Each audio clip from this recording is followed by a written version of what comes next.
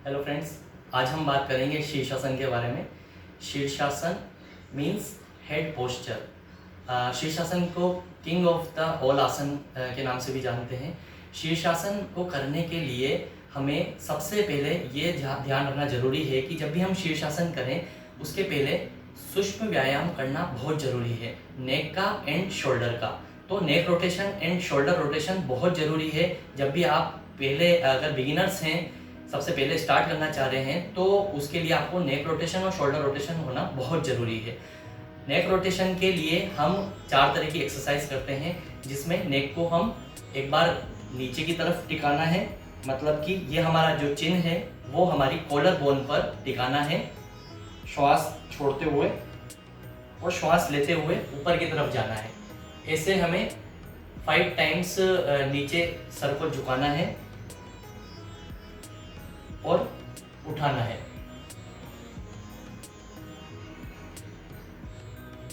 5 times करने के बाद फिर हमें जो हमारा हेड है उसको लेफ्ट साइड की तरफ 5 बार घुमाना है एंड राइट साइड की तरफ 5 टाइम्स।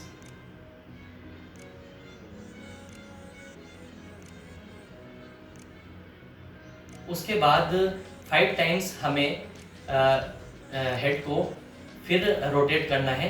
वो किस तरह से करना है, हमें हमारे जो शोल्डर है वो वहीं पर स्थित होंगे, केवल हमारा जो हेड है उसको हमें थोड़ा सा टिल्ट करना है, कुछ इस तरह से।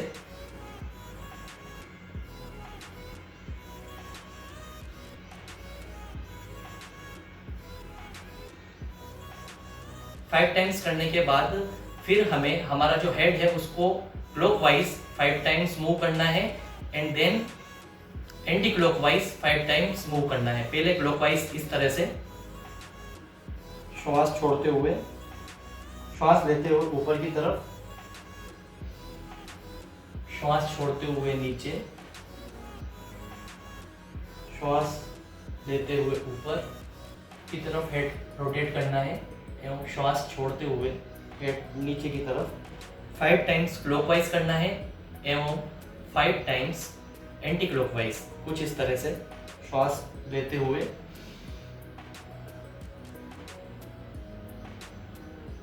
श्वास छोड़ते हुए नीचे, इनहेल देन एक्सहेल। इस तरह से हमें 5 टाइम्स करना है। ये चारों एक्सरसाइज हमें करना बहुत जरूरी है, क्योंकि नेक में किसी भी टाइप का जर्क हो सकता है, क्रैम्प आ सकता है, तो ये करना बहुत जरूरी है जब भी हम स्टार्ट करें शीर्षासन। जब भी हम शीर्षासन करते हैं तो उसके बेनिफिट्स क्या क्या होते हैं। जब हम शीर्षासन करते हैं तो हमारी जो पिट्यूटरी ग्लैंड है, ब्रेन में जो पिट्यूटरी ग्लैंड है उस पर इफेक्ट पड़ता है, साथ ही हमारी जो एंडोक्राइन ग्लैंड्स है उस पर भी काफ़ी इफेक्ट पड़ता है। शीर्षासन के जो बेनिफिट्स हैं वो इस तरह से हैं कि शीर्षासन हमारे पालित्य रोगों में बहुत ही लाभकारी है। खालित्य मीन्स जब हमारे बाल झड़ते हैं, जिसे हम एलोपेशिया बोलते हैं, उसके लिए बहुत ज़रूरी है। और साथ में बाल जब असमय सफ़ेद हो जाते हैं, आफ्टर 50 तो सफ़ेद बाल होना शुरू हो ही जाते हैं, लेकिन उसके पहले अगर सफ़ेद बाल होते हैं तो ये एक तरह की बीमारी है। तो असमय में बालों का झड़ना और बाल जब सफ़ेद हो जाते हैं तो उसके लिए ये आसन बहुत ही बढ़िया है, बहुत ही बेनिफिशियल है। साथ ही जिनको इंडाइजेशन की प्रॉब्लम है, हाइपर एसिडिटी की प्रॉब्लम है, थायराइड की प्रॉब्लम है, उन लोगों के लिए भी यह आसन बहुत ही ज़्यादा अच्छा है। तो इसीलिए हम इस आसन को किंग ऑफ ऑल आसन भी बोलते हैं। जब भी हम फूड को लेते हैं तो फूड से जो हमें न्यूट्रिशन मिलता है, वो न्यूट्रिशन जो हमारा ब्लड है वो अपनी ओर लेके जाता है और उसको ऑक्सीजन के माध्यम से वह हर एक सेल तक पहुंचाता है। अब आप समझ जाइए कि अगर ऑक्सीजन जो है वो हर सेल तक पहुंच रही है, अगर छोटी से छोटी सेल तक अगर वो पहुंच रही है तो हमारा ब्लड सर्कुलेशन बहुत अच्छा है। और अगर ऑक्सीजन उस सेल तक नहीं पहुंच रही है तो वहाँ पर ये प्रॉब्लम हो सकती है। इसलिए जब सर्कुलेशन प्रॉपर रूप से नहीं होता है हेड में तो बालों का झड़ना शुरू हो जाता है। तो इसके लिए हमें शीर्षासन करना बहुत ज़रूरी है। साथ ही जो शीर्षासन होता है वो पीनियल ग्लैंड पर, पिट्यूटरी ग्लैंड पर और एंडोक्राइन ग्लैंड्स पर भी काफ़ी इफेक्ट डालता है। आसन को करने के लिए सबसे पहले किसी सहारे की ज़रूरत है। मतलब कि आपको दीवार का सहारा ले सकते हैं, आप चेयर का सहारा ले सकते हैं। मैं दीवार के सहारे करके बताता हूँ कि अगर जो व्यक्ति नए हैं उन लोगों को किस तरह से शीर्षासन करना है। सबसे पहले हाथों की अंगुलियों को इंटरलॉक किया और इंटरलॉक करने के बाद हेड को दोनों पाम रीजन पर स्थित कर लिया। घुटनों के सहारे सीधा उठे, पैरों को आगे बढ़ाते हुए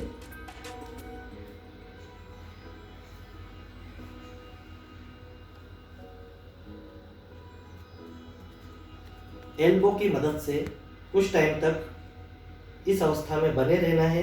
अगर आप बिगिनर्स हैं तो 1 से 2 मिनट आपको स्टार्टिंग में करना है, और अगर आपको टाइम हो गया है शीर्षासन करते हुए तो आप कम से कम 10 मिनट तक इस पोजीशन में बने रहें, जिससे जो सर्कुलेशन है वो अच्छे से प्रॉपर रूप से होगा।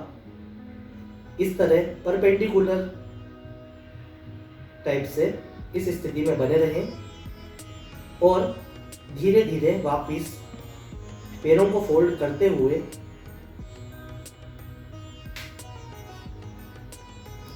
नॉर्मल पोजीशन में आ जाएं और शशांक आसन की स्थिति में बने रहें 2 मिनट तक।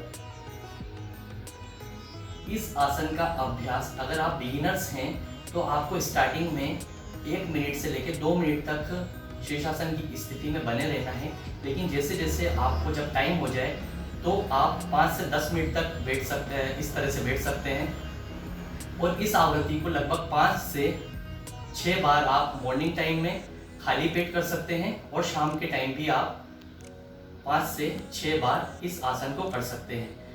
किन लोगों को यह आसन नहीं करना है? जिन लोगों को अभी अभी कोई सर्जरी हुई है या फिर जिनको हाइपरटेंशन की प्रॉब्लम है, मींस हाई ब्लड प्रेशर की प्रॉब्लम है, उन लोगों को ये आसन बिल्कुल नहीं करना है।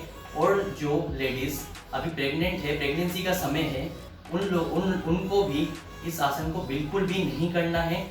तो इस आसन के लिए ये कॉन्ट्रा इंडिकेशन मैंने आपको बताए हैं, साथ ही इसके जो बेनिफिट्स हैं ये मैं आपको बता चुका हूँ।